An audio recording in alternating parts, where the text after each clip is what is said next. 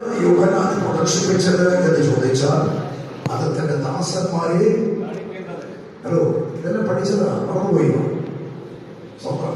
ഞാൻ അതുകൊണ്ട് എല്ലാവരും പറഞ്ഞ ഒരു നോക്കൂടെ ആദ്യമേ ഞാൻ പറഞ്ഞത് തോന്നുന്നില്ല. ഓട്ടെ ശരി ഒന്ന് അതിനൊരു കൂടെ കൊണ്ടുവന്ന് ചേർത്ത് നോട്ട് നോക്കി വെച്ചിട്ട് അതൊരു ഓർമ്മയിലിരിക്കും.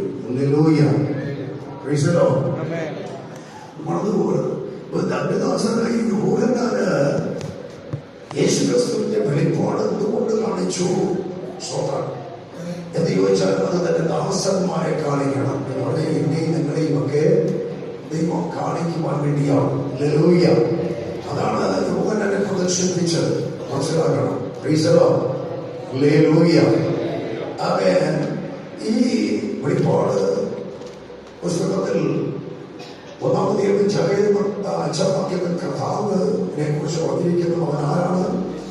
അവൻ ഈ ദാസൻ യേശുക്രിസ്തുവിന്റെ വെളിപ്പാട് യോഹന്നാനെ കാണിച്ചു. ആ യേശുക്രിസ്തു ആരാണ് എന്ന് അവിടെ പറഞ്ഞിട്ടുണ്ട്. അപ്പോൾ വിശ്വസ്ത സാക്ഷിയും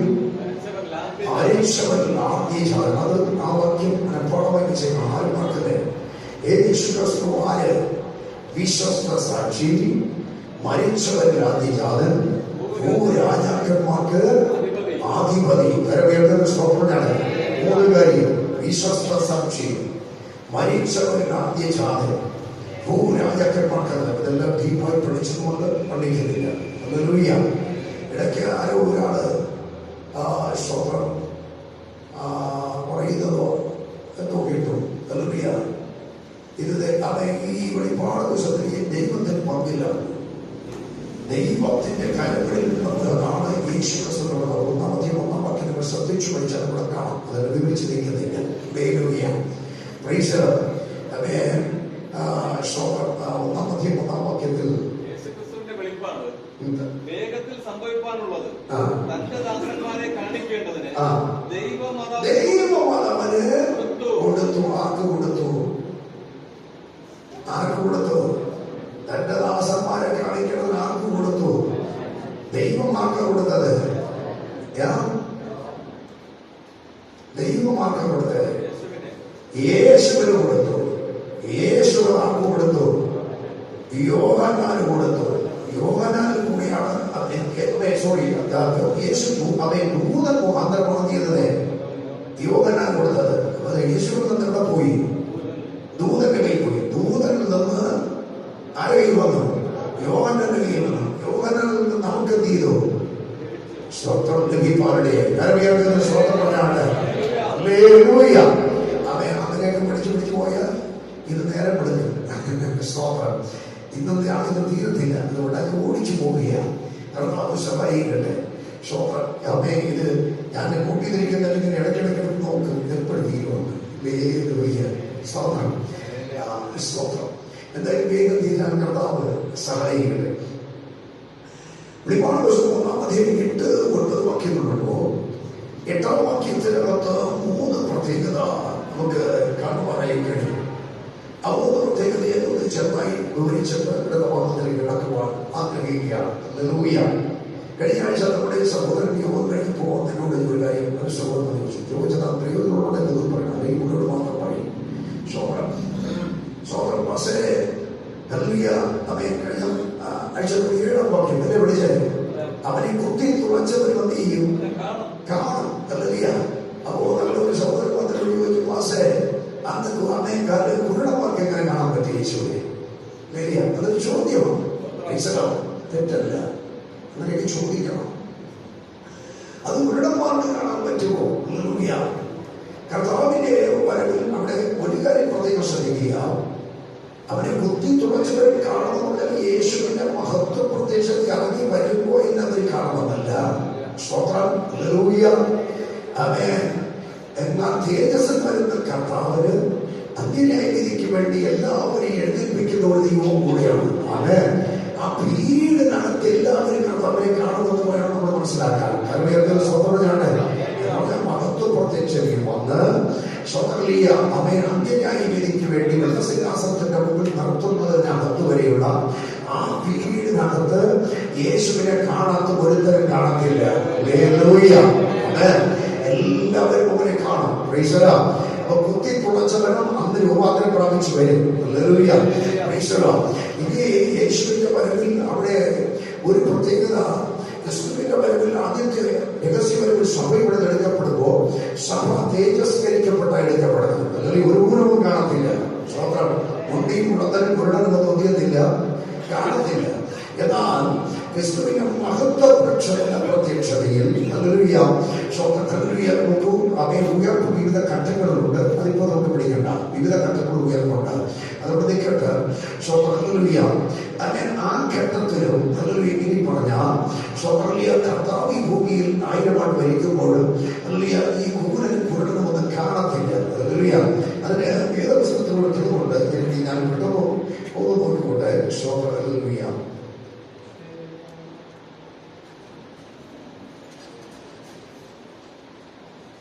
യെശയ്യാപ്രവാചകന്റെ പുസ്തകം 35 അധ്യായം 5 വാക്യം കൂടെ വായിക്കുന്നു.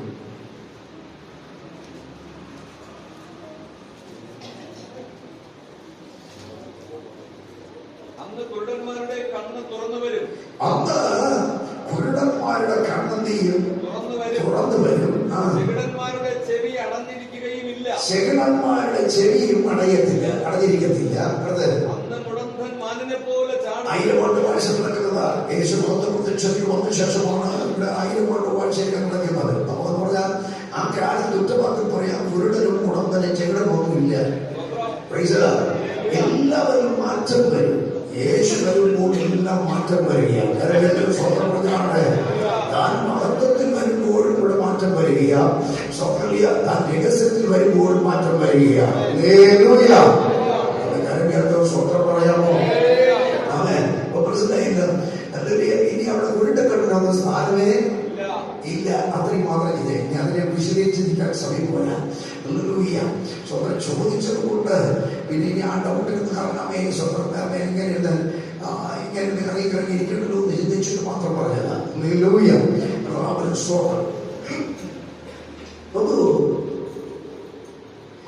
യേശു കർത്താവ് വരുന്ന കാലവേഗത്തിൽ വരുമ്പോ താൻ എങ്ങനെയാ വരുന്നത്? സകല മഹത്വവും ശക്തിയും അടഞ്ഞാണ് വരുന്നത്. അത് കേട്ടോ വാക്യങ്ങൾ നമുക്ക് മനസ്സിലാക്കാൻ കഴിയും. ഇപ്പോൾ ഇവിടത്തെ വാക്യം എന്ന് പറഞ്ഞാൽ ഈ വാക്യത്തിന്റെ പ്രത്യേകത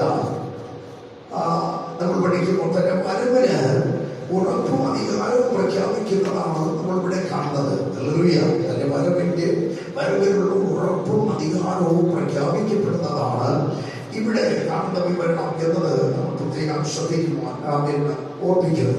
ഇവിടെ നോക്കുക, ധാർമ്മിക വചനം 1-ാമത്തെയും 8-ാം വെളിപ്പാട് 1-ാമത്തെയും 8-ാം പറയുന്നു, ഞാൻ അത്ഭുതവും പോവുകയും. അത് രണ്ടും ഒരുമിച്ച് ചിന്തിക്കുക. ഹല്ലേലൂയ. ഞാൻ അത്ഭുതവും പോവുകയും. പിന്നെ ഇരിക്കുന്നവരും ഇരുന്നവരും വരുന്നവരും സർവശക്തനുമായ കർത്താവ് ഇല്ലേ? സർവശക്തനുമായ. ഒന്നാമത് പറയുന്നു, ഞാൻ ആരും വളരെ ശ്രദ്ധിക്കണം എല്ലാവരും. ഞാൻ അത്ഭുതവും ഓമേഗയും ആകുന്നു. ഹല്ലേലൂയ. ഒറ്റ വാക്കിൽ പറഞ്ഞാൽ ഇത് കർത്താവിന്റെ പരിപൂർണതയാണ് കാണിക്കുന്നത്. കാര്യമൊക്കെ വേണ്ടി സ്വന്തമാണ്. നോക്കൂ, നമ്മളൊക്കെ പലപ്പോഴും പല ചോദ്യങ്ങൾ ഉന്നയിക്കുന്നവരാണ്. അല്ലെങ്കിൽ നമുക്ക് മുമ്പിൽ ചില ചോദ്യങ്ങൾ വരാറുണ്ട്. ഇനി പലപ്പോഴും നമ്മളുണ്ടാകുന്ന ചോദ്യങ്ങളുടെ ഉത്തരം വേണ്ടവണ്ണം ലഭിക്കാതെ ചോദ്യത്തിന്റെ ഉത്തരം കിട്ടാതെ മുട്ടി നിൽക്കുന്നവർ, എവിടെയെങ്കിലുമൊക്കെ തട്ടി നിൽക്കുന്നവർ അതുപോലെ പലപ്പോഴും. ഈ ടിവിയിൽ ഒരു അവതാരികമായ ഒരു പെൺകുട്ടി നമ്മുടെ പേര് ഞാൻ മറന്നുപോയി. ഈ 24/7 ഒരു അവതരിപ്പിച്ച കുട്ടി അവതരിപ്പിക്കുന്നുണ്ടെന്ന് തോന്നുന്നു. അതെ, അവളോട് ഈ അടുത്ത സമയത്ത് ഒരു അവതാരം ചോദിച്ചു, നീ ദൈവമുണ്ടെന്ന് വിശ്വസിക്കരുത്. കുട്ടി പറഞ്ഞത് 20 വയസ്സ് വരും. ദൈവമുണ്ടെന്ന് വിശ്വസിക്കുന്നുവോ? അവൾ പറഞ്ഞു, ഞാൻ എന്റെ ഇപ്പോഴത്തെ സാഹചര്യത്തിൽ ഞാൻ യുക്തിവാദിയുമല്ല. ദൈവം ഉണ്ടെന്ന് വിശ്വസിക്കുന്ന ആളുമല്ല. പക്ഷെ ആരെങ്കിലും അത് തെളിയിച്ചു തന്നാൽ ഞാൻ വിശ്വസിക്കും. ആരും വേണ്ടിയില്ല. ഞാനൊരു യുക്തിവാദിയല്ല, പക്ഷെ ഞാൻ ദൈവമാണെന്ന് ഇപ്പോൾ വിശ്വസിക്കുന്നുമില്ല. പക്ഷെ ആരെങ്കിലും ശാസ്ത്രീയമായി തെളിയിച്ചു തന്നാൽ ഞാൻ വിശ്വസിക്കാം. ഞാൻ എന്റെ മനസ്സിൽ കണ്ടാമേ കാണുക അമ്മച്ചനോട് കിട്ടിയല്ലോ. അപ്പേ നമുക്ക് ബോധ്യപ്പെടുത്തി കൊടുക്കണമല്ലോ. കർത്താവിന് മഹത്വം ഉണ്ടാകട്ടെ. കരമേറുന്നത് സ്വന്തം പറഞ്ഞാണ്. നമ്മൾ പലപ്പോഴും ചില ചോദ്യങ്ങൾ കൊണ്ട് സ്വതന്ത്രം നമുക്ക് പലപ്പോഴത്തെ സംശയമുണ്ട്. ദൈവമുണ്ടോ? സ്വതന്ത്രം അല്ലെങ്കിൽ നാം അന്വേഷിക്കുന്ന കാര്യങ്ങൾക്ക് പരിഹാരം കാണാതെ മുട്ടി നിൽക്കുമ്പോൾ സ്വന്തം ഇതിവിടെ വെച്ച് തീർന്നു എന്നൊക്കെ നമ്മൾ വിചാരിക്കുന്നവരാണ്. എന്നാൽ ഇത് വെറുതെ നമ്മൾ ഈ വാക്യത്തിന്റെ ശരീരത്തിൽ നിന്നുകൊണ്ട് മനസ്സിലാക്കേണ്ടത് നമ്മളുടെ ചോദ്യങ്ങളുടെയും ഉത്തരങ്ങളുടെയും അല്ലെങ്കിൽ നമ്മുടെ ചോദ്യത്തിനും ആ ചോദ്യത്തിന്റെ ഉത്തരം എന്ന് പറയുന്നത് വേറെ ആരെങ്കിലും നമ്മുടെ കർത്താവാണ്. കരമേറുന്ന സ്വർണ്ണ എത്രകൊണ്ട് കഴിയും. ഞാൻ എന്തിനെയാണ് കൊണ്ടിരിക്കുന്നത്? നമ്മുടെ സകല ചോദ്യങ്ങളുടെയും അർത്ഥവും ഉത്തരവും ആരെ എന്ന് ചോദിച്ചാൽ യേശു ക്രിസ്തു മാത്രമാണ്. എന്തുകൊണ്ട് ഞാൻ അവൻ അർത്ഥവും ഉത്തരവുമാണെന്ന് പറയാൻ കാരണം അവിടെ പറയുന്നു അവൻ അത്ഭുതമാണ്, ഒമേഗയാണ്. അത്ഭുത എന്ന വാക്കിന്റെ അർത്ഥം ആരംഭം എന്നാണ്. ഒമേഗ എന്ന് പറഞ്ഞാൽ അവസാനം.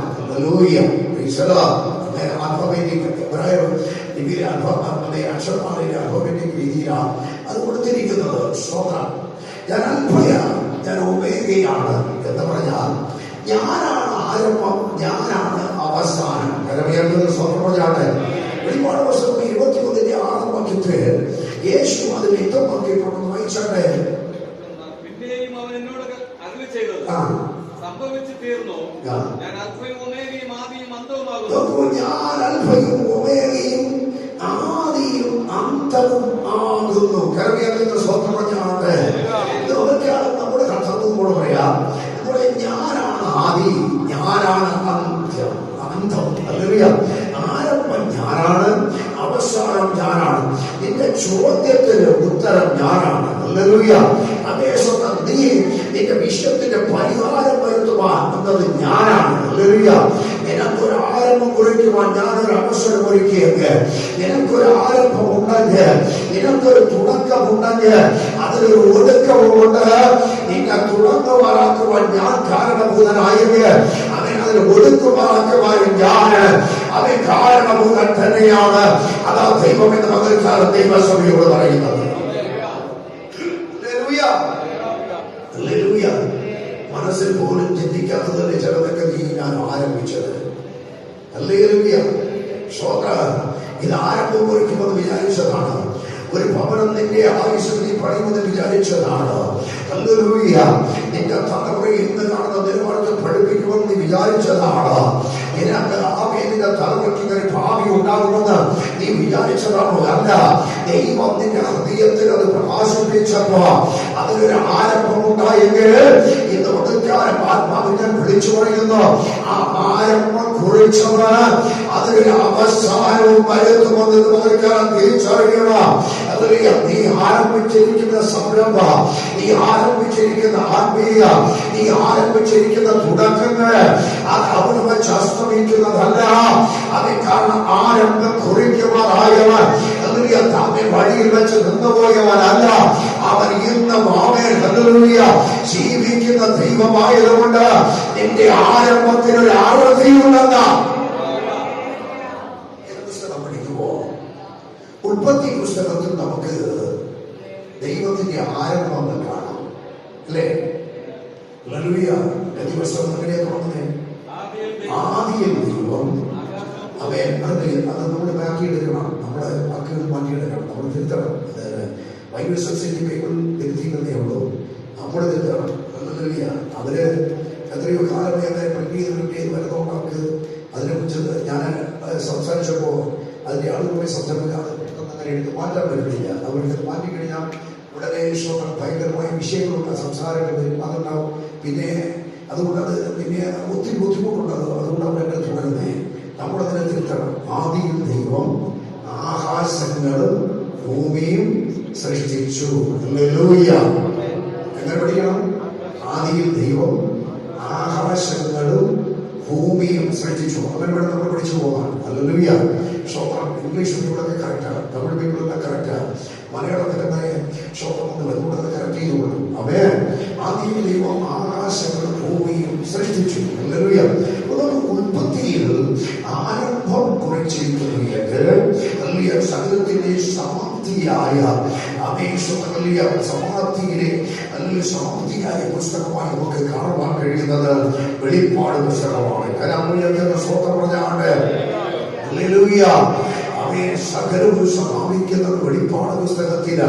അങ്ങനെ ഉൽപ്പത്തിയിൽ അവൻ അൽഫയാണെങ്കിൽ അവൻ വെളിപ്പാടിൽ അവൻ ഒമേഗയാണ്. അൽഫയാണ്, അവൻ ഒമേഗയാണ്. അവൻ ആരംഭം കുറിച്ചവൻ അൽഫയാണെങ്കിൽ അവസാനം കുറിക്കുന്നവൻ ഒമേഗയാണ്. ആരാരംഭം കുറിച്ചു അവൻ തന്നെ അതിനെ അവസാനിപ്പിക്കും. റോമിലുള്ള ദൈവസഭയ്ക്ക് ലേഖനം എഴുതുമ്പോൾ എഴുതപ്പെട്ട ഒരു പ്രധാന വാക്യമുണ്ട്. അതിന് 11-ാം അധ്യായം 36-ാം വാക്യം, അല്ലെങ്കിൽ അതിന്റെ അവസാന വാക്യം സകലവും വാക്യം കൂട്ടുന്ന വാക്യമാ. ഈ വാക്യം സ്വന്തം ശ്രദ്ധയോടെ പഠിക്കാം. സകലവും അവനിൽ നിന്നും അവനാലും സകലവും അവനിൽ നിന്ന് ആരിൽ നിന്ന് അവൻ ഈ സർവശക്തനായ ദൈവത്തിനും. ഇനി പറഞ്ഞാൽ പറഞ്ഞ വിശ്വസ്ത സാക്ഷിയും മരിച്ചവരിൽ അതിജാതനും ഭൂരാജാക്കന്മാർക്ക് അധിപതിയുമായവരും അദ്ഭുതവും ഒമേഗയുമായവരുമായ കർത്താവായ യേശുക്രിസ്തുവിൽ നിന്നാണ് സകലവും ആരംഭം കുറിച്ചിരിക്കുന്നത്. പറഞ്ഞാണ് എടുത്ത് പറയുന്നത് സകലവും അവനിൽ നിന്നും അവനാലും അവങ്കലേക്ക് വാങ്ങുന്നു. എല്ലാം അവനിൽ നിന്ന് ആരംഭിച്ചു. സകലവും അവനാലും ആയിരിക്കുന്നു. ഇപ്പോഴായിരിക്കുന്ന അവസ്ഥ ഇനി സകലവും അവങ്കലേക്ക് വാങ്ങുന്നു. എല്ലാം ചെന്ന് ചേരുന്നത് അവങ്കലേക്കാണ്. സ്വാതന്ത്ര്യമാണ്. നിന്റെയും എന്റെ ജീവിതത്തോടുള്ള ബന്ധത്തിലെടുത്താൽ നമ്മുടെ ജീവിതത്തിൽ എന്തെങ്കിലും ഭാവന ഉണ്ടായി തുടങ്ങിയെങ്കിൽ അത് ദൈവത്താലുണ്ടായി. എന്തെങ്കിലും ആയിരിക്കുന്നുവെങ്കിൽ അത് ഈ ദൈവത്താലാണ്. ഇനി എന്തെങ്കിലും അവസാനിക്കുന്നു എങ്കിൽ അത് ഈ കർത്താവിലാണ്. സ്തോത്രം പറഞ്ഞാണ്. അവരുടെ സകലവും അവരിൽ നിന്ന് അവനാലും അവങ്കലേക്കുമാകുന്നു. അതുകൊണ്ടാണ് യേശുവിനെ കുറിച്ച് ഇവിടെ പറഞ്ഞിരിക്കുന്നവൻ ആര്? അവൻ അൽഫയാണ്, അവൻ ഒമേഗയാണ്. യശയ്യാപ്രവാചകന്റെ പുസ്തകം 44-ാം അധ്യായം അതിന്റെ 6-ാം വാക്യത്തെ അവിടുത്തെ പ്രകാരം പ്രവാചകനിലൂടെ വെളിപ്പെടുത്തി ഞാൻ ആദ്യനും വായിച്ചോ. വെളിപ്പാട് വായിച്ച ഭാഗം തന്നെയാണ് വായിച്ചാണ്. 44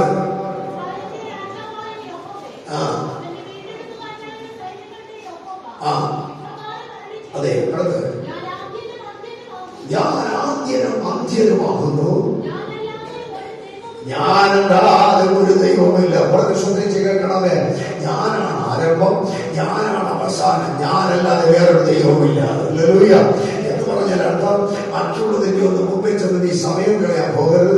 മറ്റുള്ളതിനെ മടങ്ങി നിന്റെ ജീവിതം പാഴാക്കരുത്. അല്ലേ, ഞാൻ മാത്രമേ ദൈവമായിട്ടുള്ളൂ. ഹല്ലേലൂയ. എന്ന് പ്രവാചക പുസ്തകത്തിൽ പറഞ്ഞവൻ അവൻ തന്നെയാണ് യേശു ക്രിസ്തു എന്ന് ഇവിടെ വെളിപ്പാട് പുസ്തകം വ്യക്തമാക്കുകയാണ്. ഹല്ലേലൂയ. പഴയ നിയമത്തിൽ യഹോവ എന്ന ഞാനാകുന്നു ആദ്യനും അന്ത്യനും എന്ന് കാണുന്നു എങ്കിൽ ആ യഹോവ തന്നെയാണ് അൽഫയും ഒമേഗയുമായ യേശു ക്രിസ്തു. സ്തോത്രം പറഞ്ഞാണ്. ഹല്ലേലൂയ. അങ്ങനെയെങ്കിൽ ഇനി അവൻ മറ്റാരുടെ അടുക്കൽ പോകണ്ട, അവൻ മറ്റെവിടേക്ക് ഓടണ്ട. നിന്റെ വിഷയം പരിഹരിച്ചു തരുക ഈ അവൻ കർത്താവ് മതിയായ ദൈവം മാത്രമേ. അവയെ ഇവിടുത്തെ 3 കാര്യങ്ങൾ പറയും. ഒന്ന്, അവൻ യേശു ആര്? അവൻ അൽഫയാണ്, ഒമേഗയാണ്. രണ്ടാമത്, അവൻ ആവേശത്തിൽ ഇരിക്കുന്നവനാണ്, ഇരിക്കുന്നവനും അവൻ ഇരുന്നവനും വരുന്നവനുമാകുന്നു. ഇരിക്കുന്നവനും ഇരുന്നവനും വരുന്നവരുമാകുന്നു എന്ന് പറഞ്ഞാൽ എന്തുവാ? അവൻ വേദപുസ്തകം നമ്മൾ പഠിക്കുമ്പോൾ വെളിപ്പാട് പുസ്തകം 1-ാം അധ്യായം 4-ാം വാക്യത്തെ ഇത് പിതാവിനോടുള്ള ബന്ധത്തിൽ നമുക്ക് കാണാനായി കഴിയും. 1-ാം അധ്യായം 4-ാം വാക്യം. ആ വാക്യം വായിക്കണം.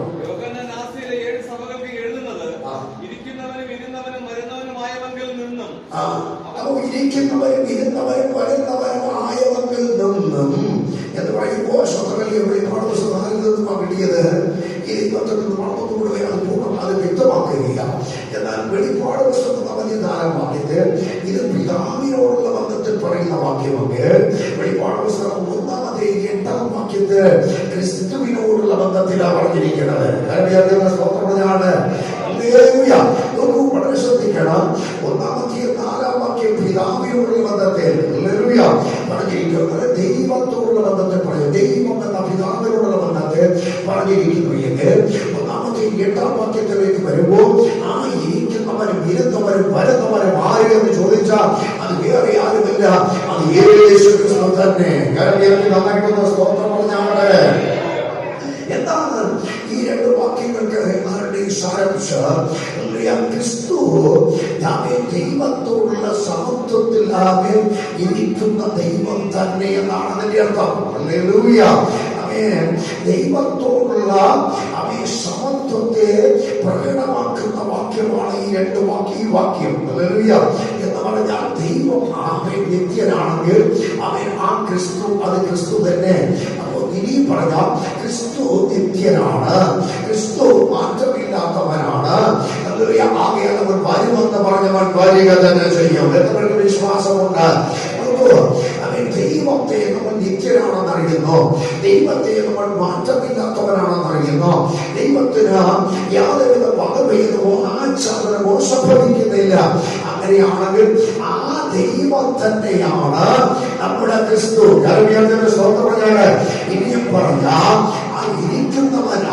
ഇരിക്കുന്നവനോ ഇരുന്നവനും അതിനെ ഇരിക്കുന്നവൻ എന്ന് പറഞ്ഞാൽ ഇപ്പോഴും മാറ്റമില്ലാതിരിക്കുന്നവൻ ആരോ അവൻ യേശു തന്നെയാണ്. സ്വന്തമാണ്. ഇത് ഇരിക്കുന്നവനും രണ്ടാമത് പറയുന്നത് ഇരുന്നവൻ എന്ന് പറഞ്ഞാൽ ഇന്നലെയുടെ അവൻ ദൈവമായി മാറ്റമില്ലാത്തവനാ. ഇരുന്നത് ആരാണെന്ന് ചോദിച്ചാൽ അത് യേശു തന്നെയാണ്. ഇരുന്നവൻ യേശു, ഇരിക്കുന്നവൻ യേശു, ഇനി വരുന്നവനും യേശു തന്നെ. ആമേൻ. ഹല്ലേലൂയ. വേറെ ഒരു ദൈവമില്ല. സ്വന്തം 3 ദൈവമുണ്ടെന്ന് അതിനെയൊക്കെ സംശയിക്കുന്ന ആളുകളുണ്ട്. ഇത് തിരുവചനം മനസ്സിലാക്കത്തുള്ള കുഴപ്പമാണ്. നമുക്ക് വളരെ വ്യക്തമാക്കിയാണ് ഇരിക്കുന്നവൻ എന്ന് പറഞ്ഞാൽ ഇപ്പോഴും ദൈവമായിരിക്കുന്നു. എവിടെ ഇരിക്കുന്നു? വേറെ പുസ്തകം പഠിച്ചാൽ യേശു മരിച്ച് അടക്കപ്പെട്ട് ഉയർത്തെഴുന്നേറ്റ് സ്വർഗ്ഗാരോഹണം ചെയ്തു. ലേഖനത്തിൽ നമ്മൾ പഠിച്ചാൽ അവൻ നേരെ മഹത്വത്തിൽ പ്രവേശിച്ചു. സ്വർഗ്ഗം പറയാം. യേശു മഹത്വത്തിൽ എന്ന് പറഞ്ഞാൽ മഹത്വത്തിന്റെ സിംഹാസനത്തിലേക്ക് അവൻ എടുക്കപ്പെട്ടു. ആ മഹത്വത്തിന്റെ സിംഹാസനത്തിൽ ഇരിക്കുമ്പോൾ തന്നെ അവൻ കൃപയുടെ സിംഹാസനത്തിലുമാണ്. അതാണ് ഞാനൊരു ദിവസം പറഞ്ഞത്. ഒരു നാണയത്തിന്റെ 2 വശങ്ങളാണ് മഹത്വത്തിന്റെ സിംഹാസനവും കൃപയുടെ സിംഹാസനവും. മഹത്വത്തിലേക്ക് കയറിപ്പോയവൻ മഹത്വത്തിൽ ഇരിക്കുമ്പോൾ തന്നെ അവൻ കൃപയുടെ ദൈവവും കൂടെയാണ്. അതെ എന്ന് പറഞ്ഞാൽ ഇന്നലകളിൽ അവൻ ഇവിടെ ആയിരുന്നെങ്കിൽ ഇന്ന് സ്വാമി സ്വർഗത്തിലിരിക്കുന്നു. ഇന്നലകളിൽ അവൻ മാറ്റമില്ലാത്തവനാണെങ്കിൽ ഇന്നും മാറ്റമില്ലാത്തവനായിരിക്കുന്നു. ഇന്നലകളിൽ അവൻ ദൈവമാണെങ്കിൽ ഇന്നും ദൈവമായി തന്നെ ഇരിക്കുന്നു. അവൻ യാതൊരു മോഹവിധവും സംഭവിച്ചിട്ടില്ല.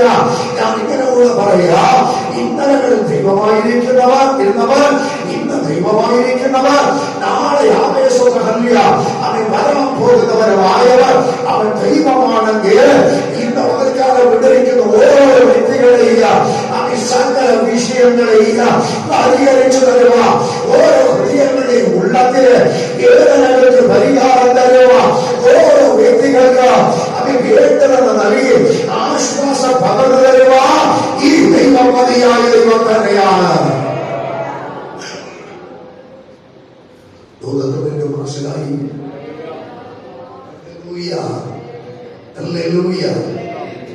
യേശു തന്നെയാണ് ഇന്നലെ ഇരുന്നവൻ, യേശു തന്നെയാണ് ഇരിക്കുന്നവൻ, യേശു തന്നെയാണ് ഇനി വരുന്നവൻ എന്ന് പറഞ്ഞാൽ യേശുവിന് ഒരു മാറ്റവും വന്നിട്ടില്ല, സംഭവിച്ചിട്ടില്ല. നിത്യനാണ്, മാറ്റമില്ലാത്തവനാണ്, മാറാത്തവനാണ്, എന്നേക്കും ദൈവമാണ്.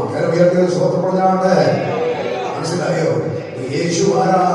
നമ്മുടെ ദൈവമാണ്, നിത്യനാണ്, മാറാത്തവനാണ്, ഇനിയും വരുന്നവനാണ്. ആമേൻ. ഞാൻ വിട്ടുപോകട്ടെ. മൂന്നാമതായി പറയുന്നു, അവിടെ സർവശക്തനാണ്. ആമേൻ. നൽകുകയാണ്, വൈകിയാണ്, ഇരിക്കുന്നവരും ഇരുന്നവരും വരുന്നവരും. പിന്നെ മൂന്നാമത് പറയുന്നു, അവൻ സർവശക്തനാണ്. ഹല്ലേലൂയ. യേശു ആരാ? സർവശക്തനായ ഉൽപ്പത്തി പുസ്തകം പഠിച്ചാൽ അബ്രഹാമിനോട് ഒരിക്കൽ പറഞ്ഞു, ഉൽപ്പത്തി പുസ്തകം 17 1 2 വാക്യം.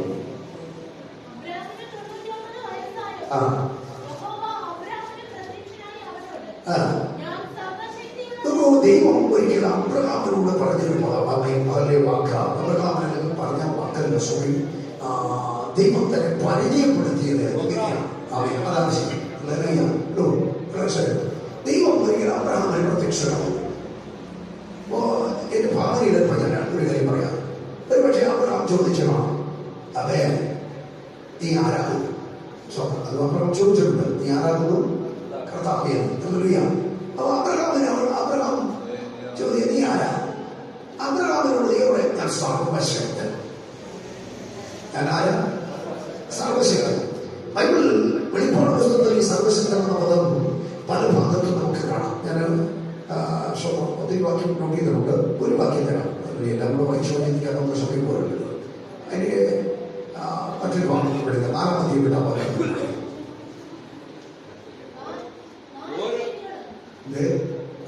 ജീവികളും ഓരോന്നിന് 6 ചിറകുള്ളതായി ചുറ്റിലും അകത്തും കണ്ണ് നിറഞ്ഞിരിക്കുന്നു. ഇരിക്കുന്നവനും ഇരുന്നവനും വരുന്നവനുമായി സർവശക്തിയുള്ള കർത്താവ്. സർവശക്തിയുള്ള കർത്താവ്. 11 പേരെടുത്ത് വെച്ചോക്കെ.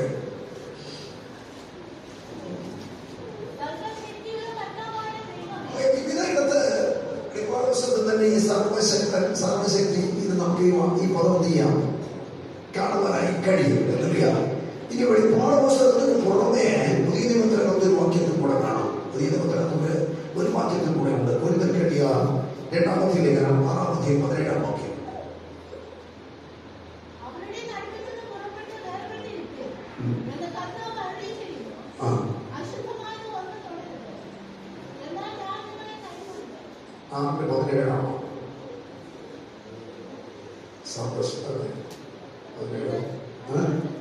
അവിടെ ഉണ്ടല്ലേ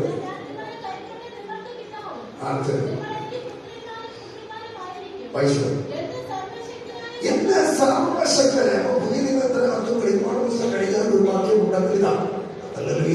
ഹലോ, അത് മനസ്സിലാകുന്നു. ഞാൻ പറഞ്ഞു ഇതോ ഈ വാക്കുകൾ കഴിഞ്ഞാൽ പിന്നെ അടുത്ത് നമുക്ക് വേറെ ലെവലില്ല. അടുത്ത് നമ്മൾ ഇനി ആടുപാട്ടാണ് ഇനി കർത്താവിന്റെ ശരീര പ്രത്യേകത മുറിയിലേക്ക് നമ്മൾ കിടക്കാൻ പോകുന്നത്. പൈസ ആ വിഷയമാണ്. ഇതല്പം ഇങ്ങനെ വളരെ കലത്തോളം വളരെ ശ്രദ്ധിച്ചത്. അപ്പൊ സർവശക്തിയുള്ള സർവശക്തൻ എന്നത് വെളിപ്പാട് പുസ്തകത്തിൽ പല ഭാഗത്ത് കാണുന്നു. പുതിയ നിബന്ധനകത്ത് ഒരിടത്ത് കൂടി ഒരിടത്ത് കാണുന്നു. ഇതുകൂടാതെ നമ്മൾ പഴയ നിബന്ധനകത്ത് ഉൽപ്പത്തി പുസ്തകം 17-ാം അധ്യായത്തിൽ അബ്രഹാമിനോടുള്ള ബന്ധത്തിലാണ് പറയുന്നത്. അബ്രഹാമിനോടുള്ള ബന്ധത്തിൽ ദൈവം പറയുകയാണ്, അബ്രഹാമേ ഞാൻ ആരെന്നറിയാമോ? ഞാൻ സർവശക്തിയുള്ള ദൈവമാകുന്നു. അബ്രഹാമിനൊരു സന്ധതിയില്ലാതിരിക്കുന്ന കാലത്താണ് ഇത് ദൈവം അബ്രഹാമിനോട് പറയുന്നത്. സ്വതന്ത്രം. ഹല്ലേലൂയ. എന്ന് പറഞ്ഞാൽ അർത്ഥം എന്തുവാ? അബ്രഹാമിനോട് പറയുന്ന ഈ സർവശക്തി ഉള്ള ദൈവം എന്ന് പറഞ്ഞാൽ അർത്ഥം എന്താ? പരമാധികാരമുള്ളവനാണ് ഞാൻ എന്നതിന്റെ അർത്ഥം. അവൻ എല്ലാറ്റിന്റെ പേരും അധികാരമുള്ളവൻ. ഹല്ലേലൂയ. എനിക്ക് കീഴിലേ എന്തെങ്കിലും ഉള്ളൂ. ഹല്ലേലൂയ. എന്റെ അധികാരത്തിന്റെ കീഴിലല്ലാതെ ഒന്നും ഒരിടത്തുമില്ല. സ്വർഗത്തിലാകട്ടെ, ഭൂമിയിലാകട്ടെ, പാതാളത്തിലാകട്ടെ, എവിടെയാണെങ്കിൽ എന്തെങ്കിലും ഒരു കാര്യമുണ്ടെങ്കിൽ അതിന്റെ പേരെല്ലാം ഉള്ള അധികാരം എന്റേതാണ്. സ്വതന്ത്രനാണ് എന്ന് പറഞ്ഞാൽ അതിനാണ് മലയാളത്തിൽ പറയുന്നത് പരമാധികാരം. ഈ പരമാധികാരമുള്ള അപേക്ഷതകളിയ ദൈവമാണ് സർവശക്തൻ എന്ന് പറയുന്നത്. ഹല്ലേലൂയ. എന്ന് പറഞ്ഞാൽ നിനക്ക് എന്തില്ലയോ അതിനെ ഉണ്ടാക്കുവാൻ കഴിവുള്ളവൻ. ഹല്ലേലൂയ. എന്തില്ലയോ അവിടെ വിളിച്ചു വരുത്തുവാൻ കഴിവുള്ളവൻ. എന്തില്ലയോ അവിടെ കൊണ്ടുവരുവാൻ കഴിവുള്ളവൻ. എന്തും ചെയ്യുവാൻ അധികാരമുള്ള ദൈവം. സ്വന്തം പറഞ്ഞാണ് ആ ദൈവം അപ്രതങ്ങള് ഞാൻ സർവശക്തൻ. നോക്കുക, നിന്റെ അപേക്ഷ ഭാര്യയെ നിനക്കൊരു കുഞ്ഞിനെ ഉളവാക്കുവാൻ ഞാൻ സർവശക്തൻ. ഞാൻ അധികാരമുള്ളവൻ. നിന്റെ ഭാവയെ നിനക്ക് തരുന്ന കുഞ്ഞിന് യാഗമർപ്പിക്കപ്പെടുന്ന സ്ഥലത്ത് അവന് വേണ്ടി ആട്ടിൻകുട്ടിയെ കൊണ്ടുവരുവാൻ ഞാൻ സർവശക്തൻ. ഒന്ന് പറഞ്ഞാണ് ഞാൻ ആദ്യം ഈ പറഞ്ഞ ദൈവസഭയോട് പറയാം, നമ്മുടെ ഇല്ലായ്മയുടെ തലങ്ങള്, നമ്മുടെ സാഹചര്യങ്ങളുടെ നടുവ്, നമുക്ക് അസാധ്യമായിരിക്കുന്ന തലങ്ങള് അവിടെ നമുക്ക് വേണ്ടത് ഒരുക്കുവാൻ അല്ലെങ്കിൽ കഴിവുള്ള ഒരുവൻ ആരെന്ന് ചോദിച്ചാൽ ഇത് സർവശക്തനാണ്. ആ സർവശക്തൻ ആരെന്നറിയാമോ? അവൻ ആരെന്ന് നീ തിരിച്ചറിയണം. യേശുവിനെ അത് വ്യക്തമാക്കിയാണ്. ആ സർവശക്തൻ എന്ന് പറയുന്നത് യുഗാണ്ടയിലിരിക്കുന്നവനല്ല, അമേരിക്കയുടെ ഭാഗത്തിരിക്കുന്നവനല്ല. ഈ സകല ചരാചരങ്ങൾ നിറഞ്ഞു നിൽക്കുന്ന സർവശക്തൻ എന്ന് പറയുന്നത് അവൻ ഞാൻ തന്നെ എന്ന് പറയാം. യേശു തന്നെയെന്ന് യേശു വ്യക്തമാക്കുകയാണ്. എന്റെ നാമത്തിൽ അപേക്ഷിക്കുന്നതൊക്കെയും ഞാൻ ചെയ്തു തരും. എന്നോട് അപേക്ഷിക്കുന്നതൊക്കെ ഞാൻ തരുന്നതേ. ഈ വേറെ ആരുടെ അടുക്കൽ പോകണ്ട, വേറെ ആരോടും അപേക്ഷ കഴിക്കണ്ട, വേറെ ഒരു ഇടനിലക്കാരനും വേണ്ട, ഒരു മധ്യസ്ഥനും വേണ്ട. കാരണം എല്ലാത്തിന്റെയും അധികാരി ഞാനാ. എല്ലാത്തിന്റെയും അധികാരി ഞാനാ. മനസ്സിലായോ? ഹല്ലേലൂയ. നിനക്ക് അസാധ്യമല്ല എന്റെ അടുക്കൽ കൊണ്ടുപോവാ. സ്തോത്രം. ഹല്ലേലൂയ. നിന്റെ വിഷയം എന്റെ അടുക്കൽ കൊണ്ടുപോവാ. പത്രോസൊരിക്കൽ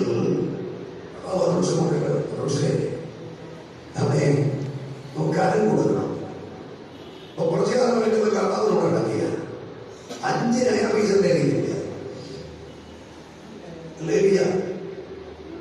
ഇവന്റെ കയ്യിൽ 5 നയ പൈസ ഇല്ല. അപ്പോഴാ കർത്താവ് പറയുന്ന പൈസത്തിന് നമുക്ക് കാലം കൊടുക്കണം. അത് ദ്രവം പണം ചെയ്ത് കൊടുക്കണം. അവരാണെങ്കിൽ ശതദ്രവം പണം വേണം, 4 ദ്രവം പണം വേണം. ഇവിടെ കർത്താവേ പത്രോസിന്റെ കയ്യിലില്ല, യേശുവിന്റെ കയ്യിലില്ല. ഇനിയിപ്പോ കടം തരേണ്ടി വരും. യേശു പറയുക, പത്രോസേ എന്റെ ഭാവനെ പറയട്ടെ, പത്രോസ് ഞാനേ ജനുവരി കൊള്ളിയായിരിക്കും എന്നെ ചെയ്യും. ഗുരു പറഞ്ഞു പോയി, ചെയ്യാതിരിക്കാൻ പറ്റത്തുമില്ല. ഇനിയിപ്പോ ഈ 4 ദ്രവപ്പണത്തിന് വേണ്ടി ഇവിടെ പോരാ. ആരത്തിൽ ആരാ? വീട്ടിലുള്ളവരെ വല്ലാത്ത അവസ്ഥയിലാണ് പോകുന്നേ. അവിടുത്തെ അവസ്ഥ പറയും വേണ്ട. കാരണം വള്ളം പോലെ എടുത്തിട്ട് കാലം കുറയായി. ഒരു നയാ പൈസ ഇവനെ കൊണ്ട് വീട്ടിൽ പ്രയോജനമില്ല. ഇവനെപ്പോഴും ഈ ഗുരുവിന്റെ പുറകെ നടക്കിയ അപ്പോഴാമയെ കൈസർക്ക് കരവും കൂടെ കൊടുക്കണം. ഇവനാകെ ജനുവരി കൊള്ളുമ്പോൾ കർത്താവിന് മനസ്സിലായി പത്രോസ് പൈസ ഇല്ലാഞ്ഞിട്ടായി കഴിയുന്നേ. പത്രോസ് കിടക്കുന്നത് ജനുവരി കൊള്ളുന്നത് കയ്യിലൊന്നും ഇല്ലാഞ്ഞിട്ട് അവൻ യേശു പത്രോസിന്, ഞാൻ എന്റെ ഭവനിൽ പറയാം, യേശു പത്രോസിന്റെ തോളത്തിലൊന്ന് തട്ടിയെന്ന് വെച്ചോ. തോളത്തിലൂടെ തട്ടിയിട്ട് പറഞ്ഞു, പത്രോസേ എന്നാണ് നീ നിന്ന് ജനുവരി കൊള്ളുന്നേ, എന്താ നീ നിന്ന് വിഷമിക്കുന്നത്, ഭാരപ്പെടാതെന്ന്. ഇവിടെ ഞാൻ പറഞ്ഞിട്ടുണ്ടൊരു സാധനം കൊണ്ടുവന്ന ചത്ത് ദ്രവപ്പണം കൊണ്ടുവരാൻ. അതാ വരുന്നുണ്ട്. സ്വന്തം ആ ചൂണ്ടയിലെടുത്തിട്ട് വാ. അവർ ഓടിപ്പോയി വീട്ടിൽ ചെന്ന് ചൂണ്ടയെടുത്തു അവനെ കടലിലേക്ക് കൊണ്ടിട്ടു. ആ കടലിലേക്ക് ഇടുമ്പോ ഓടി വന്ന ചൂണ്ടയിലോട്ട് ആ മീൻ വന്ന് പിടിക്കുക. എന്തിനാ കാര്യമെന്നറിയാമോ? സ്വന്തമാവെ സർവശക്തൻ പറഞ്ഞിട്ട് അത് വന്നത്.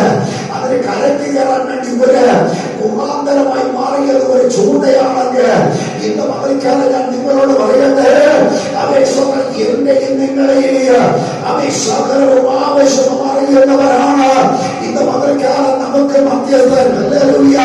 അവൻ പറയുന്നത് നമ്മുടെ മധ്യസ്ഥൻ ഏകരത് കർത്താവായ യേശുവാ. ഇന്ന് മറിക്കാതെ ഞാൻ പറയുന്നത്, അവന്റെ മുഖത്തേക്ക് നോക്ക. നിനക്കുള്ളത് അവിടെ വരുമെന്ന്, നിന്റെ നന്മയോടെ വരുമെന്ന്, നിന്റെ അനുഗ്രഹത്തോടെ വരുമെന്ന്. നിനക്ക് വേണ്ടി അവരിക്കുന്നത് ആർക്കും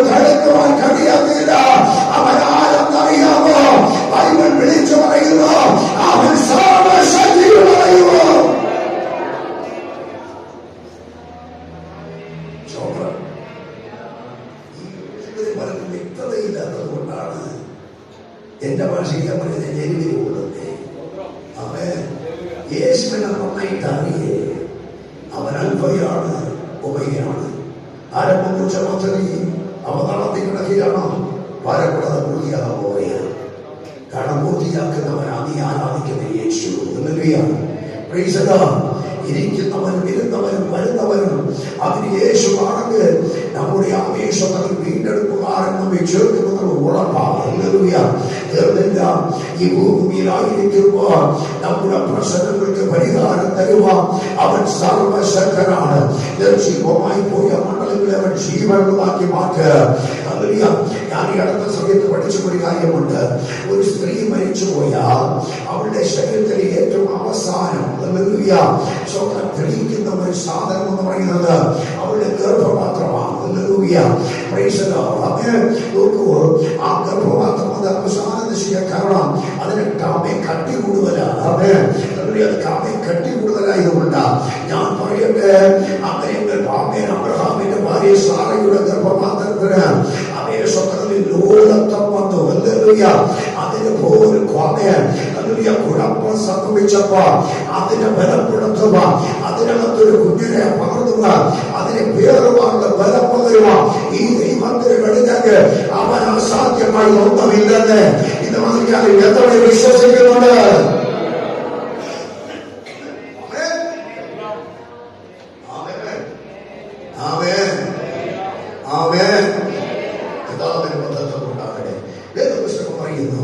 അവനാണ് യേശു അൽഫയാണ് ഒമേഗയാണ്.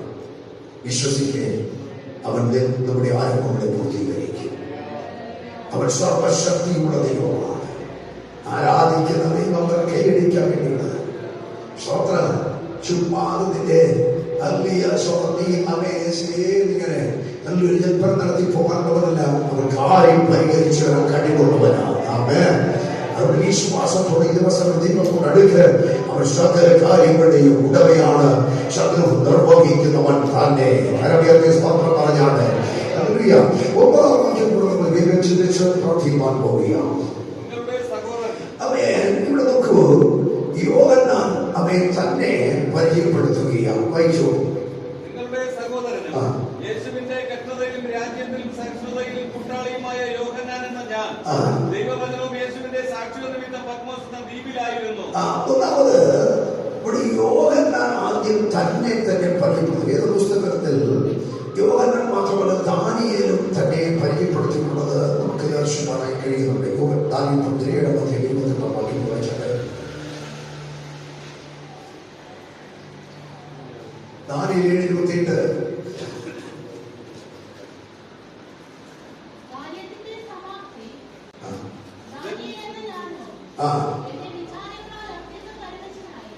ദാനിയേലെന്ന ഞാനോട് നിങ്ങളോട് പഠിച്ചോണ്ടാ മതി. പക്ഷെ ദാനിയേലും കാര്യങ്ങൾ ദാനിയേലിനെ പരിചയപ്പെടുത്തുന്നുണ്ട്. അവിടെ നമുക്ക് ദാനിയേലെന്ന ഞാൻ ദാനിയേൽ തന്നെ എന്ത് ചെയ്യുന്നുണ്ട്? എന്ത് ചെയ്യണം? പരിചയപ്പെടുത്തുക. അതുപോലെ ഇവിടെ യോഹന്നാൻ തന്നെ പരിചയപ്പെടുത്തുക. നിങ്ങളുടെ സഹോദരനും യേശുവിന്റെ കഷ്ടതയിലും രാജ്യത്തിലും സഹിഷ്ണുതയിലും കൂട്ടാളിയുമായ യോഹന്നാൻ എന്ന ഞാൻ. ഇവിടെ ഒമ്പതാം വാക്യത്തില് ഫസ്റ്റ് യോഹന്നാൻ തന്നെ അങ്ങോട്ട് വരാം. യോഹന്നാൻ തന്നെ പരിചയപ്പെടുത്തിയ ഇപ്പൊ തൊട്ട് മുമ്പിൽ വാക്യം യേശു ആര് എന്ന് വരച്ചു കാണിച്ചിട്ട് തുടർന്ന് യോഹന്നാൻ തന്നെ ഒന്ന് പരിചയപ്പെടുത്തുക. അവൻ തന്നെ പരിചയപ്പെടുത്തുന്നത് എങ്ങനെയാണ്? ഞാൻ യേശുവിന്റെ കഷ്ടതയിലും രാജ്യത്തിലും സഹിഷ്ണുതയിലും കൂട്ടാളിയാണ്. സ്തോത്രം പറഞ്ഞാണ്ട് എന്താ അങ്ങനെ പറയാൻ കാരണം? ഈ ക്രിസ്തു വിശ്വാസികൾ ലോകത്തിൽ നിരവധി കഷ്ടത അനുഭവിക്കുന്നത് യോഹന്നാൻ നന്നായിട്ട് അറിയാം. ആ കാലഘട്ടത്തിൽ ആ കാലഘട്ടത്തിൽ ക്രിസ്തുവിൽ വിശ്വസിക്കുന്നവർക്ക് നിരവധി കഷ്ടതയാണ്. ഇന്നത്തെ കഷ്ടതയല്ല, ഒത്തിരി കഷ്ടത.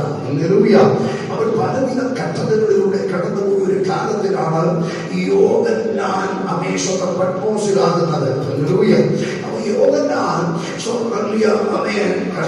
അതുകൊണ്ടാണ് പരിചയപ്പെടുന്നത്.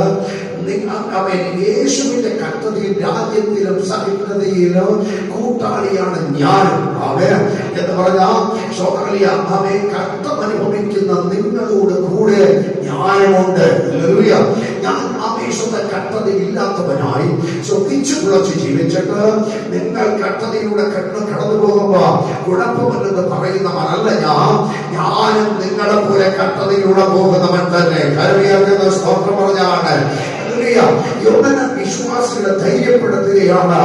യേശു ക്രിസ്തുവിന്റെ കഷ്ടതയിൽ ഞാനും കൂട്ടാളിയാണ്, ഞാനും പങ്കാളിയാണ് എന്ന് പറഞ്ഞാൽ ഞാൻ അവൻ നിങ്ങളോടൊപ്പമുണ്ട്. ഒരു വിശ്വാസിയെ മറ്റൊരു വിശ്വാസി കഷ്ടത അനുഭവിക്കുമ്പോ, ഒരാൾ വേദന അനുഭവിക്കുമ്പോ, ഒരാൾ രോഗം അനുഭവിക്കുമ്പോ, ഒരാൾ വിവിധമായ പ്രതിസന്ധികളിലൂടെ കടന്നു പോകുമ്പോ എനിക്കൊന്നും അറിയത്തില്ല, അത് അവരുടെ കാര്യമെന്ന് പറഞ്ഞ് പോകുന്നതല്ല, അവരോടൊപ്പം കഷ്ടതയിൽ പങ്കാളിയാകുന്നവനാണ് യഥാർത്ഥ വിശ്വാസി എന്ന് പറയുന്നത്. ഞാൻ പറയട്ടെ, ഒരു വ്യക്തി തീരെ കഷ്ടതയിലായി, രോഗം ബാധിച്ചു വെച്ചോ, ചികിത്സിച്ചു ഭേദമില്ല, ഇനി ചികിത്സിക്കാൻ ഭാഗ്യമില്ല, ആ ഒരു അവസ്ഥയിലോട്ട് കടന്നു പോകുമ്പോ ഒരുപക്ഷെ എന്നെ കൊണ്ട് നിങ്ങൾക്കൊണ്ട് യാതൊന്നും കൊടുത്ത് സഹായിക്കാൻ കഴിഞ്ഞില്ലെങ്കിൽ ആ കഷ്ടതയിൽ പങ്കാളിയാകാൻ കഴിയും. എങ്ങനെ? പ്രാർത്ഥനയെന്ന അതിൽ ധൂപം ഉയർത്തിക്കൊണ്ട് അവൻ പ്രാർത്ഥനയിൽ അവരെ ആവേശത്തെ വഹിച്ചുകൊണ്ട് അവർക്ക് വേണ്ടി പോരാടി പ്രാർത്ഥിക്കുവാൻ അവൻ നമുക്ക് കഴിയും. നമ്മുടെ ഒരു സഹോദരന്, നമ്മുടെ ഒരു സഹോദരിക്ക് ഏതോ ഒരു വല്ലാത്ത പ്രയാസം നേരിടുമ്പോ അത് എന്തുമാകട്ടെ ആ സമയത്ത് അവരെ താങ്ങി പ്രാർത്ഥിക്കുവാൻ എനിക്ക് നിങ്ങൾക്ക് കഴിയുന്നില്ലെങ്കിൽ നാം യേശുവിന്റെ കട്ടളയിൽ കൂട്ടാളിയല്ല. അവൻ ഇന്നവധികാരം അവൻ ഇതാ യോഹന്നാൻ പറയാണ്, അവൻ ഞാൻ യേശുവിന്റെ കട്ടളയിൽ അമേശം നിങ്ങളോടൊപ്പമുണ്ട്. യേശു നമുക്ക് വേണ്ടി കട്ടള സഹിച്ചതുപോലെ അവൻ നിങ്ങൾ അനുഭവിക്കുന്ന കട്ടള ഞാൻ അറിയുന്നുണ്ട്. ആ കട്ടളയിൽ ഞാനും പങ്കാളിയാണ്.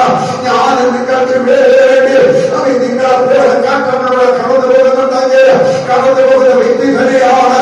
ഞാൻ നിങ്ങളെ ഓർക്കാതിരിക്കുന്നില്ല, ഞാൻ നിങ്ങളെ മറക്കുന്നില്ല എന്നാണ് യോഹന്നാൻ വ്യക്തമാക്കുന്നത്.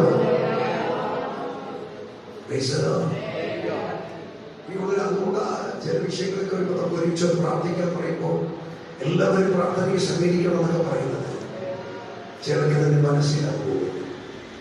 ഞാൻ നിങ്ങളോട് പറയും, നിങ്ങൾ യേശുവിന്റെ കർത്തവ്യം പങ്കാളികളല്ലാതെ പോവുക. സ്വന്തം നിങ്ങൾ അപ്പമേശങ്ങളിൽ പങ്കാളിയാകുന്നു എങ്കിൽ യേശുവിന്റെ കർത്തവ്യത്തിൽ നിങ്ങൾ പങ്കാളികളാണ്. അവന്റെ ഒരു ഭാഗം, ഒരു ശരീരം, ആ ക്രിസ്തുവിന്റെ ശരീരമെന്ന ഉത്സവമാണ്. ആ ശരീരത്തിന്റെ ഏതെങ്കിലും ഒരു ഭാഗത്തൊരു വേദന അനുഭവിക്കുമ്പോൾ മറ്റു ഭാഗമെല്ലാം അതിൽ പങ്കാളികളാണ്. സ്വന്തം ചിലരാമെ പ്രാർത്ഥന എന്ന് പറയുമ്പോൾ ഇഷ്ടമേയില്ല. പ്രസംഗം കേൾക്കാനാണെങ്കിൽ മണിക്കൂറുകളിരിക്കും. ഒരു മണിക്കൂർ പ്രാർത്ഥിക്കാനിരിക്കാൻ ഭയങ്കര പ്രയാസമാണ്, മുട്ടുപിണങ്ങുന്നില്ല. എന്റെ സഹോദരന്മാരെ ഞാൻ പറയട്ടെ, ഈ കസേരയിൽ നിന്നൊക്കെ വന്ന് താഴെ ഇരുന്ന് മുട്ടുമടക്കി പ്രാർത്ഥിക്കുക, ആരാധിക്കുകയും ചെയ്യുന്നവർക്ക് നിന്റെ സ്ഥിതി അങ്ങോട്ട് ആത്മീയമായി വളരുകയും ചെയ്യും. അതുകൊണ്ടൊന്നും നമ്മൾ തയ്യാറാകണം. നമ്മൾ പ്രസംഗം കേട്ടു പോകുന്ന ഒരു തരം ആളുകൾ ആകരുത്. നമ്മൾ പ്രാർത്ഥനയിൽ പങ്കാളികളായി മാറണം. കരുവിയത്തുന്ന സ്വന്തം പറഞ്ഞാണ് ക്രിസ്തുവിന്റെ കഷ്ടങ്ങളിൽ പങ്കുള്ളവരാകുന്നു.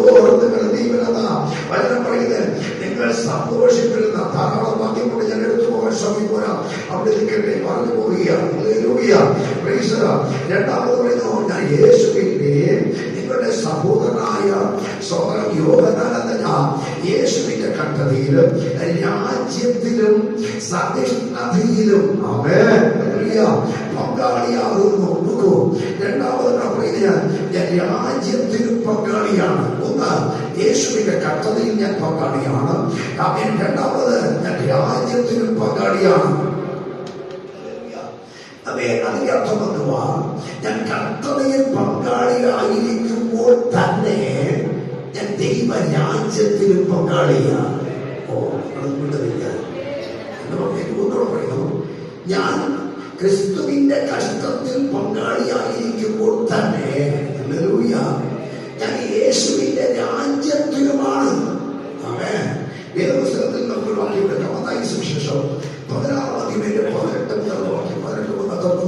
വായിച്ചേ. ആ ആ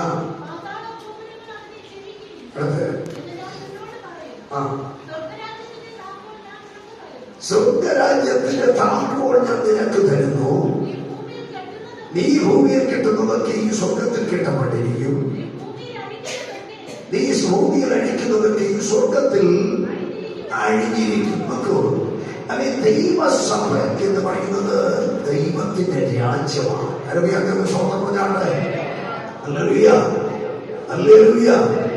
സ്വർഗരാമേ ദൈവത്തിന്റെ രാജ്യം എന്ന് പറയുന്നത് നമ്മളാണ്.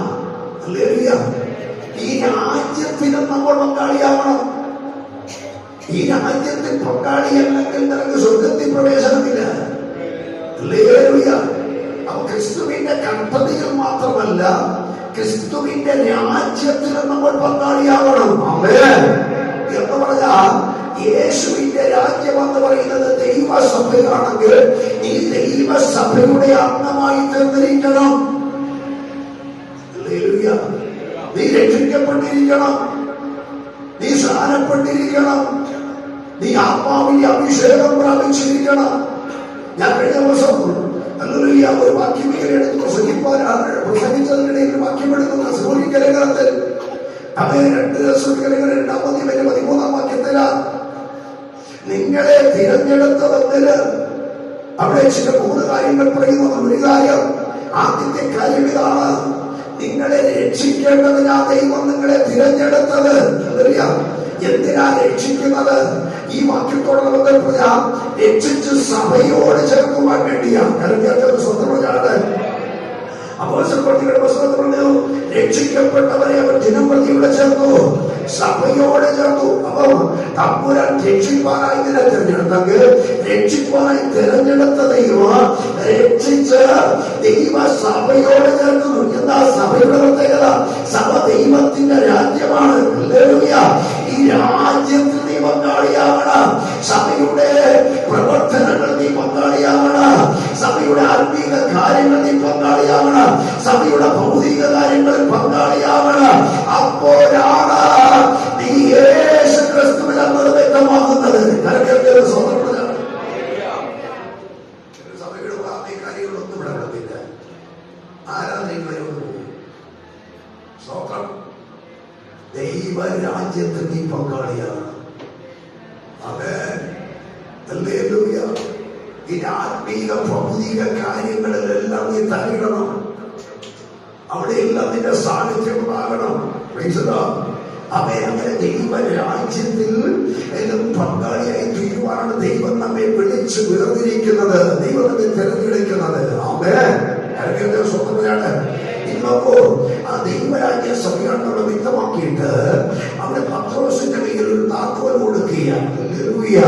അങ്ങനെ പത്രോസ് ആ താക്കോല് കൊണ്ട് തന്നെ വിശ്വസിക്കുന്നവർക്ക് വേണ്ടി വാതിലൊക്കെ തുറന്നു കൊടുത്തു. എന്തിനാ? അകത്ത് പ്രവേശിക്കുവാൻ. 13 വാക്യം വായിച്ചാട്ടെ.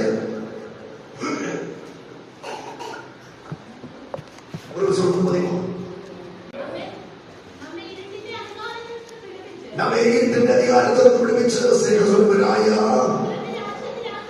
പുത്രന്റെ രാജ്യത്തിലാക്കി വെക്കുന്നു. എന്തിനാണ് പത്രോസിന്റെ കയ്യിൽ താക്കോല് കൊടുത്തത്? യേശു പത്രോസിന്റെ കയ്യിൽ താക്കോല് കൊടുത്തത്. നീ പത്രോസാകുന്നു പാറമേൽ ഞാൻ എന്റെ സ്വയം പണിയും പാത്രവും ശരി. പക്ഷെ ഇവിടെ നേരത്തെ വായിച്ചു വാക്യത്ത് സ്വർഗത്തിന്റെ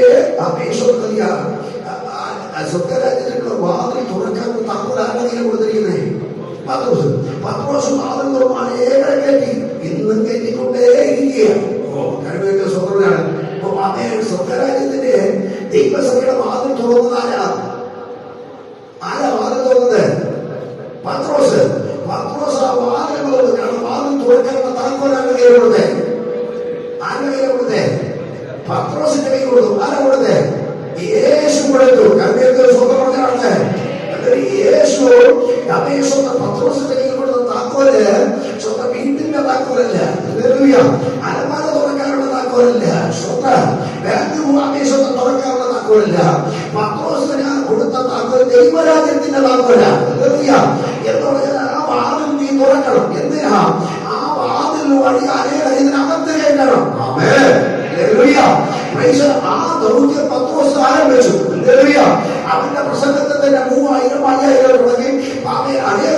സഭയോട് ചേർന്നു. അങ്ങനെ കാലങ്ങളായി ഈ സഭയോട് അനേകർ ചേർന്നുകൊണ്ടേ കാരണം പത്രോസ് വാതിൽ തുറന്നിട്ടില്ല. ഹല്ലേലൂയ. കാര്യത്തെ സ്വന്തമാണ്. ഈ അടയ്ക്കും ഇത് അടയുന്നൊരു സമയമുണ്ട്. ഹല്ലേലൂയ. ആ സമയം ഏറ്റവും ആസന്നമായിക്കൊണ്ടാണ്. അതിപ്പോ നമുക്ക് ചിന്തിക്കേണ്ട. എന്നാൽ കൊലോസ്യ ലേഖനത്തിൽ നമ്മൾ വായിച്ചത് ഒന്നുകൂടെ വായിക്കൂ. ഇരുട്ടിന്റെ അധികാരത്തിൽ നിന്ന് സ്നേഹസ്വരൂപനായ പുത്രന്റെ രാജ്യത്തിലാക്കിച്ചു. നമുക്ക് അങ്ങനെ പത്രോസ് വഴി തുറക്കപ്പെട്ട വാതിലിലൂടെ ദൈവം നമ്മളെയും എവിടെയാക്കി വെച്ചു? എവിടെയാക്കി വെച്ചു? ദൈവരാജ്യത്തിലായി. അപ്പോ ഇപ്പൊ നമ്മളെല്ലാം ആരാ? നമ്മളെല്ലാം ആരാ പറയും? നമ്മളെല്ലാം ദൈവരാജ്യമായി. ഹല്ലേലൂയ. ഞാനും നിങ്ങളുമെല്ലാം ദൈവത്തിന്റെ രാജ്യമാണ്. ആമേൻ. അതുകൊണ്ടാണ് ഞാൻ രാജ്യവും നീതി അന്വേഷിക്കുകയും മറ്റുള്ളവർ പറഞ്ഞത്. ഹല്ലേലൂയ. ഈ ദൈവരാജ്യം അന്വേഷിക്കാനാണ് ജനത്തോട് പറഞ്ഞത്. ഹല്ലേലൂയ. എങ്ങനെയെങ്കിലും അന്വേഷിച്ചു പോകാതെ ഇവിടെ ഒരു ദൈവരാജ്യമുണ്ട്. ഈ ഭൂമിയിൽ ഒരു ദൈവരാജ്യം സ്ഥാപിച്ചിരിക്കുക. ആ രാജ്യത്തിലോട്ട് നീ പ്രവേശിക്കണം. ആ രാജ്യത്തിൽ പ്രവേശിപ്പാനുള്ള വാതിൽ തുറന്നു വെച്ചിരിക്കുക. ആ വാതിൽ വഴിയായി ആ രാജ്യത്തിലേക്ക് കടക്കണം. എന്തിനാ ഇവിടെ കിടക്കേണ്ടത്? ഈ രാജ്യത്തിൽ കിടക്കേണ്ടത്, ഈ ദൈവരാജ്യത്തിൽ കിടക്കേണ്ടതിന്റെ ആവശ്യമെന്താ? എബ്രായർക്ക് എഴുതിയ ലേഖനം 12-22 വാക്യം വായിച്ചോ.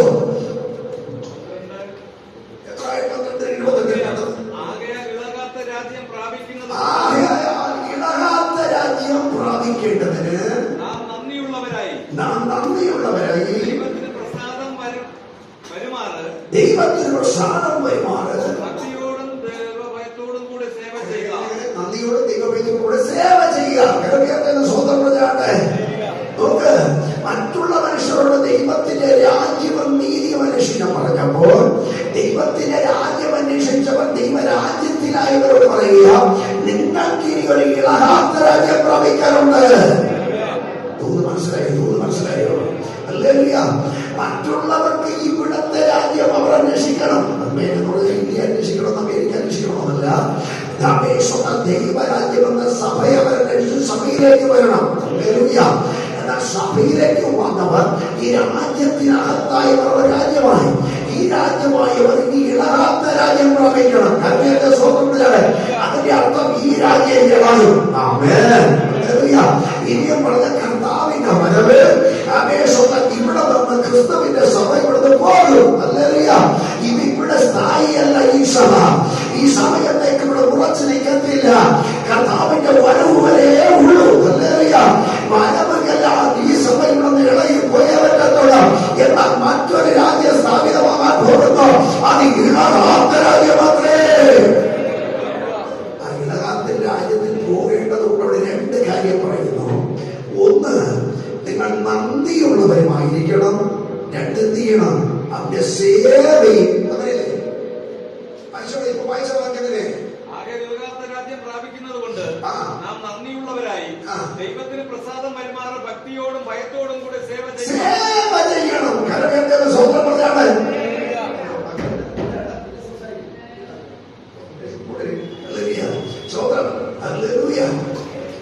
അതെ, രണ്ട് കാര്യം ഒരുമിച്ച് വെച്ചാൽ അമ്മയെ ചിലപ്പോ രണ്ടും ഒരുമിച്ച് ശ്രദ്ധിക്കാൻ പറ്റത്തില്ല. സ്വന്തം പറഞ്ഞാലേ ശ്രദ്ധിക്കുക. അത് ഇളകാത്ത രാജ്യം പ്രാപിക്കാനുള്ളത് കൊണ്ട് ഒന്ന്, നിങ്ങൾ അമ്മയെ നന്ദിയുള്ളവരാണ്. ആരോട് നന്ദിയുള്ളവരാണ്? നിങ്ങളെ ഈ രാജ്യത്തിനകത്ത് കയറ്റിയവരോട് നന്ദിയുള്ളവരാണ്. അവൻ ആർക്കും വേണ്ടാതെ കിടന്ന, ഒരു യോഗ്യതയില്ലാതെ കിടന്ന, നമുക്ക് നിങ്ങളെ അലഞ്ഞു കിടന്ന, സ്തോത്രതുല്യ മൃഗതുല്യരായി കിടന്ന എന്റെയും നിങ്ങളെയും ഈ രാജ്യത്തിനകത്ത് കയറ്റി. ഹല്ലേലൂയ. അതുകൊണ്ട് പറയുന്നത് നിങ്ങളിപ്പോൾ സ്വർഗത്തിലാക്കിയിരിക്കുന്നതാണ്. ഹല്ലേലൂയ. ഈ രാജ്യത്തിലായിരിക്കുന്നവർ പോകുന്ന രാജ്യം ഇളകാത്ത രാജ്യം പ്രാപിക്കാൻ അവനായി ഈ രാജ്യത്തെ കയറ്റിയവരുടെ നന്ദി ഉണ്ടാകണം. അവന് നന്ദി കാണിക്കണം. അവനെ നീ അവനെ തള്ളിപ്പോകരുത്. അവനെ ഉപേക്ഷിച്ച് കളയരുത്. ഹല്ലേലൂയ. ഈ ഭാഗ്യവതി പ്രാപിപ്പാൻ കാരണമായത് അവിടെ ഇതിനകത്ത് കയറ്റിയതാണ്.